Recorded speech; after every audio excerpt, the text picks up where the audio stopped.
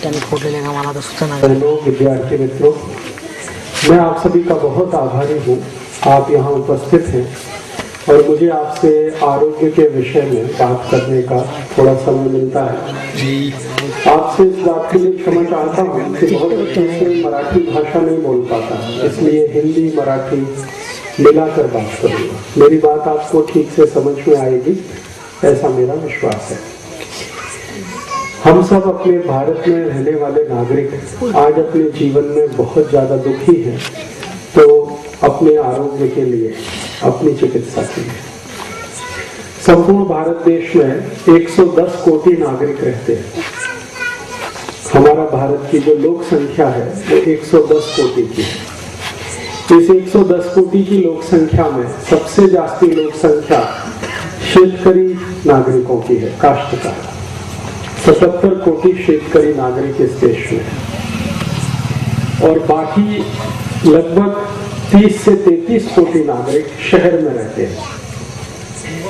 शहर और गांव में रहने वाले जो नागरिक हैं, इनको अपने जीवन में तरह तरह के रोग उत्पन्न होते हैं और उन रोगों की चिकित्सा के लिए वो अपने जीवन में सबसे ज्यादा पैसा खर्च करते हैं।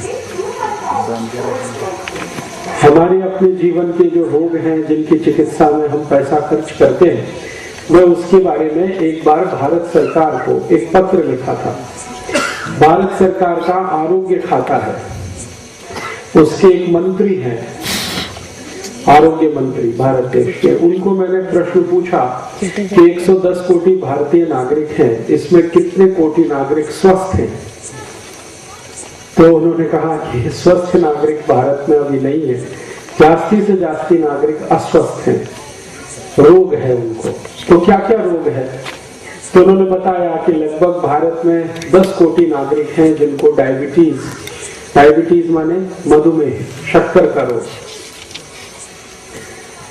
उसमें से 7.5 कोटि नागरिक तो ऐसे हैं जिनको बहुत भयंकर है और लगभग 2.5 कोटि नागरिक ऐसे हैं जिनको अभी शुरू हुआ है। ऐसे 10 कोटि नागरिकों को डायबिटीज है। 12 कोटि नागरिक भारत में ऐसे हैं, स्त्री पुरुष, जिनको दमा है, अस्थमा और टीबी, ट्यूबरकुलोसिस।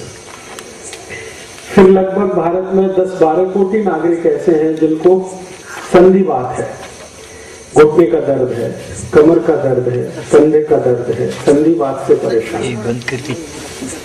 फिर भारत देश में लगभग 5 से 6 कोटि नागरिक हैं जिनको पेट की समस्या है, जैसे मूल व्याध है, बवासीर है, भगंदर है, अपच है, कोष्ठबद्धता है, ऐसी बीमारियां।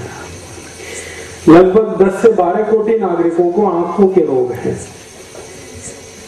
या तो उनको कम दिखाई देता है या बिल्कुल नहीं दिखाई देता है, या तो मोतियाबिंद आ गया, या तो काला पानी हो गया, ग्लूकोमा हो गया, ऐसी बीमारियां। और इन सब बीमारियों के लिए हर दिन खर्चा लगता है। अगर आपको डायबिटीज है, शक्कर का रोग है और आप किसी भी डॉक्टर से इलाज कराएं तो कम से कम तो साल का खर्च 6-7 हजार रुपए हो जाता है। महीने का खर्च 500 से 600 रुपए आता है, क्योंकि डॉक्टर वो एक इंजेक्शन लगाने के लिए बोलता है, इंसुलिन इंजेक्शन। तो रोज लगाओ तो ठीक रहोगे, नहीं तो कुछ भी हो सकता है। और डॉक्टर बोलता जीवन पर्यंत उसको लगाना है। तो जीवन पर्यंत आपको 5-6 हजार रुपए साल का खर्चा हो गया। अब अगर आप 10 साल इलाज कराएंगे तो 60-70 हजार रुपए गया आपका। ठीक होने की संभावना नहीं, क्योंकि एलोपैथी के सभी डॉक्टर बोलते हैं कि डायबिटीज रोग ठीक नहीं होता।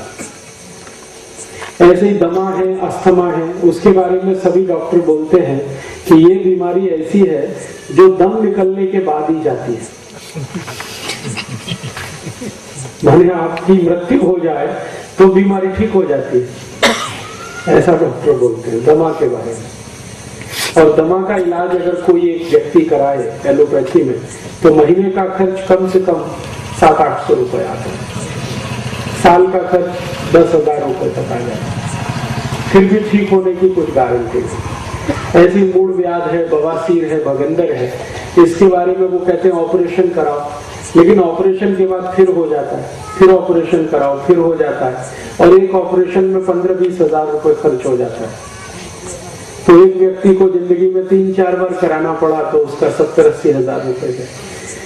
तो ये सब बीमारियां जो हमारे शरीर में है, इनका तो कुछ ऐसा इलाज होना चाहिए जो स्थायी हो, परमानेंट हो, बार बार बीमारी ना आए, एक बार में ठीक हो जाए और खर्चा भी ज्यादा ना लगे। क्योंकि ये जो खर्चे वाली बीमारियां हैं, अगर इनको हम ठीक करने के लिए परेशान रहे तो जिंदगी कर्जे में डूब जाती है। मैंने बहुत सारे शेतकरी नागरिकों को देखा है कि उनके ऊपर बहुत सारा कर्ज है, सिर्फ इसलिए कि बीमारी के लिए, चिकित्सा करने के लिए उन्होंने कर्ज लिया है। कई शेतकरी भाई ऐसे हैं जिनका घर बिक जाता है, जमीन बिक जाती है, गाय बैल सब बिक जाते हैं। ऐसी स्थिति गांव-गांव में है। मैं पिछले कई वर्षों से इस चिकित्सा विषय का अभ्यास करता हूं, और अभ्यास इस दृष्टि से करता हूं कि भारत के नागरिकों को सस्ती से सस्ती चिकित्सा कैसे मिले और जिंदगी भर वो ठीक रहे, स्वस्थ रहे, उसके लिए क्या उपाय हो। तो इस दृष्टि से मैंने भारत देश में सबसे पुरानी जो चिकित्सा पद्धति है उसका नाम है आयुर्वेद। आयुर्वेद चिकित्सा पद्धति का मैं पिछले कई वर्ष से अभ्यास करता हूं। भारत देश में आयुर्वेद चिकित्सा पद्धति लगभग 5000 वर्ष पुरानी है। जब इस देश में भगवान कृष्ण हुए ना, महाभारत हुआ, उसको 5000 वर्ष पूरे हो गए। वो समय से आयुर्वेद चलता है। और कई जगह तो हमारे पुराने शास्त्रों में है कि रामचंद्र जी के जमाने में भी आयुर्वेद था, क्योंकि राम जी के भाई थे लक्ष्मण, उनको मूर्छा आई थी रावण के साथ युद्ध करने में, तो उनकी चिकित्सा संजीवनी नाम की एक बूटी से हुई थी। वो संजीवनी आयुर्वेद की औषधि है। तो अगर राम जी के बारे में बात करते हैं और उस समय का सोचते हैं तो रामचंद्र जी को हुए 5,13,000 वर्ष हो गए। इसका अर्थ यह है कि 5,13,000 वर्ष पहले भी आयुर्वेद चिकित्सा थी। और भगवान श्री राम की जो सेना थी उसमें एक आयुर्वेद के चिकित्सक थे, उनका नाम था सुषेण, वैद्य थे वो। तो रावण के साथ युद्ध होता था तो रात्रि को जो वैद्य थे वो सबकी चिकित्सा करते थे। किसी को तीर लगा, किसी को भाला लगा, किसी को कुछ लगा, चोट लगी तो उसकी चिकित्सा करते थे। इसका माने भगवान श्री राम के समय में भी आयुर्वेद था। मैं कहना ये चाहता हूं कि आयुर्वेद चिकित्सा पद्धति लाखों वर्ष पुरानी है। और अगर कोई चिकित्सा पद्धति लाखों वर्ष पुरानी है तो इसका अर्थ यह है कि उसमें सच्चाई है, उसमें ताकत है। नहीं तो इतने साल कोई चिकित्सा पद्धति चल नहीं सकती। अभी जो आधुनिक चिकित्सा पद्धति है, अंग्रेजी चिकित्सा पद्धति जिसको हम एलोपैथी कहते हैं, ये मुश्किल से 200-250 वर्ष पुरानी है। 250 साल पहले ये शुरू हुई है। और अभी से ही इतनी तकलीफ उसमें आ रही है कि डॉक्टर खुद परेशान है। उनकी परेशानी क्या है? रोज एक नई दवा आती है और रोज एक नया रोग आता है। जितनी दवाएं आती हैं उतने नए नए रोग आते हैं, और कई बार दवाएं फेल हो जाती हैं, रोगी ठीक नहीं हो पाते। हमने कभी नहीं सुना ऐसा एक रोग इस साल आया, चिकनगुनिया। सुना चिकनगुनिया? मैंने कभी सुना नहीं जिंदगी में चिकनगुनिया, लेकिन आ गया। और इस चिकनगुनिया में इतना तकलीफ हुई है, लाखों लोग इसमें परेशान हुए और हजारों लोग तो बेचारे मर गए, क्योंकि इसकी औषधि नहीं है डॉक्टरों के पास। तो ऐसे नए नए रोग आते रहते हैं, नई नई चिकित्सा करते रहते हैं, फिर दवाएं आती हैं, फिर रोग आते हैं। तो मैं जब ये चिकित्सा विषय का अभ्यास करता था तो मुझे पता चला कि ये जो एलोपैथी चिकित्सा है, आधुनिक चिकित्सा है, इसमें क्या होता है कि दवाएं जो है ना वही रोग पैदा करती है। आप जो गोली खाते हैं ना, वो गोली आपको एक रोग में से निकालती है, दूसरे में फंसा देती है। ऐसी दवाएं हैं।